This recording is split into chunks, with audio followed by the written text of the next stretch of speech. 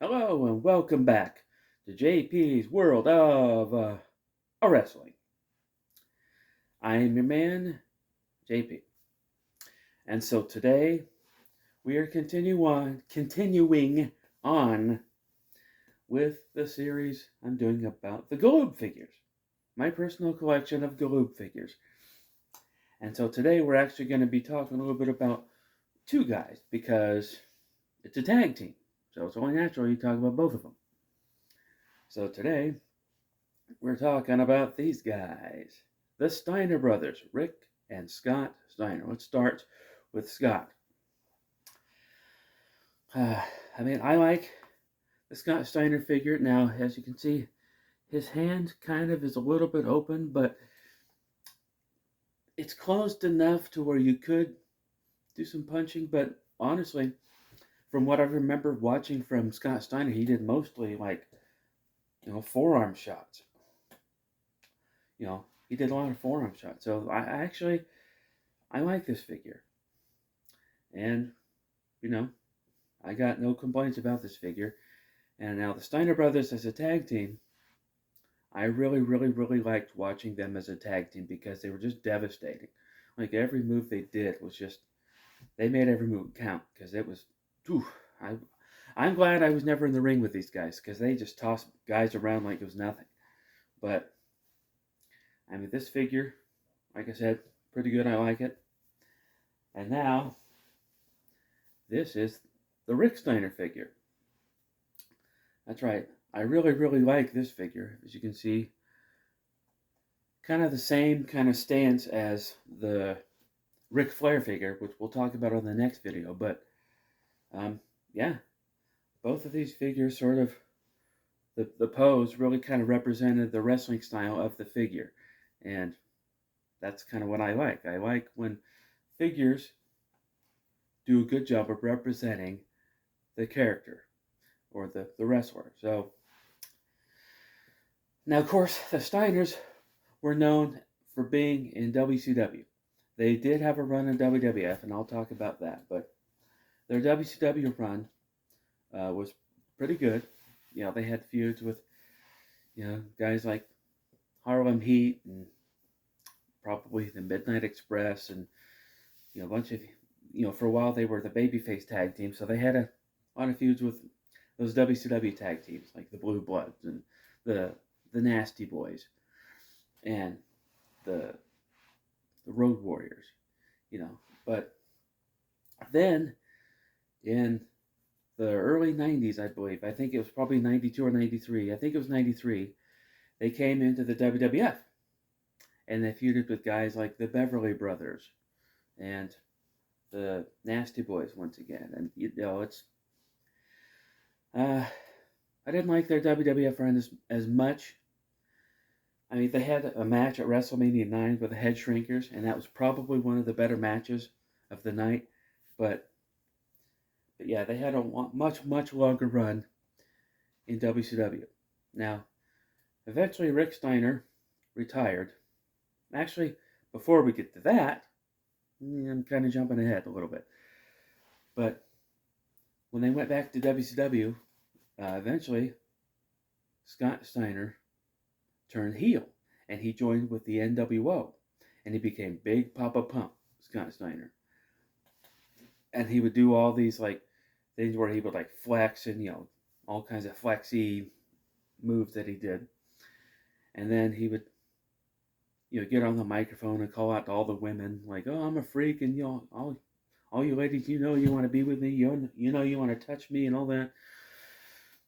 But then on the night where the NWO tried to recruit Rick Steiner, his way of joining the NWO was he started punching Kevin Nash. Started punching him, and that's when he said, "I ain't joining the NWO, But eventually, Rick Steiner did turn heel, and that's when they started calling him the Dog-Faced Gremlin. And then him and Scott kind of reunited, but kind of as a heel team. But like I said, eventually Rick Steiner retired. Then it was just Scott as Big Papa Pump. Even after Scott Steiner left the NWO, he was still known as Big Papa Pump Scott Steiner. And then he became the WCW World Champion for several times, and actually both of them together, they were the tag team champions several times. But eventually, he landed in TNA Wrestling, Impact, as it's now known today. Then he eventually made his way back to the WWE, and he had a short run. He had a big feud with Triple H, but that didn't really turn out too well. But I want to talk a little bit about his TNA run, because in TNA, he joined forces with Sting and Kurt Angle, and I'm sure there's probably somebody else there.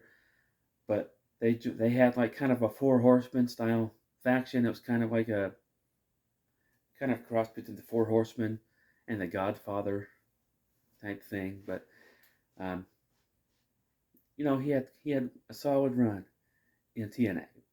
Then, like I said, he went back to WWE, and he just kind of wasn't the same guy anymore. They tried putting him in a feud with Triple H, but he really wasn't the same wrestler as he once was.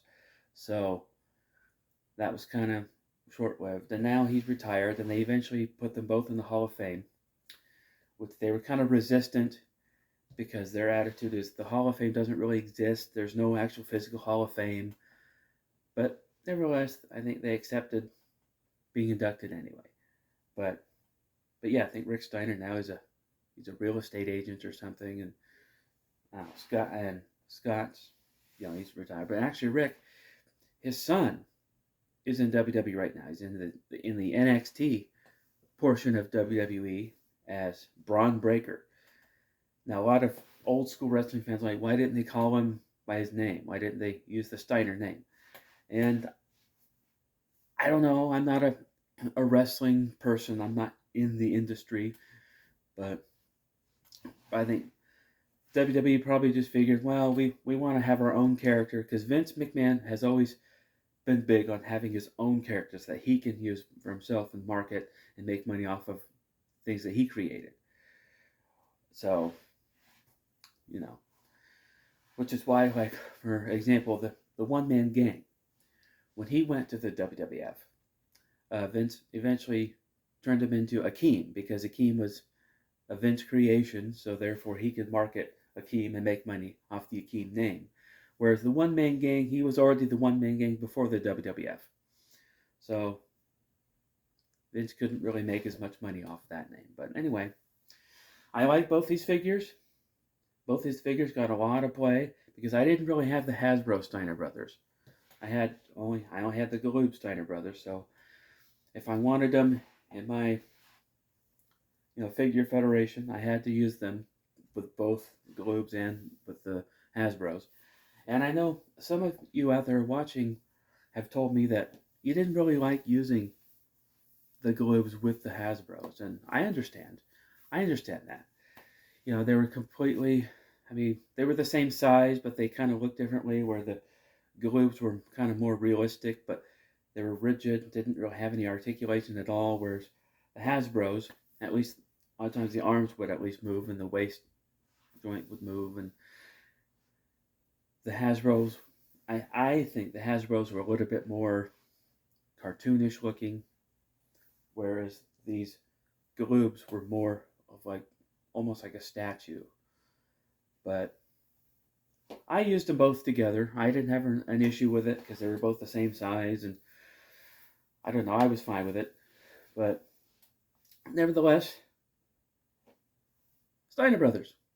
I like these figures. I like the Steiners. And that's going to do it for this video. So if you're new here, go ahead and like and subscribe and share. And I will see you next time.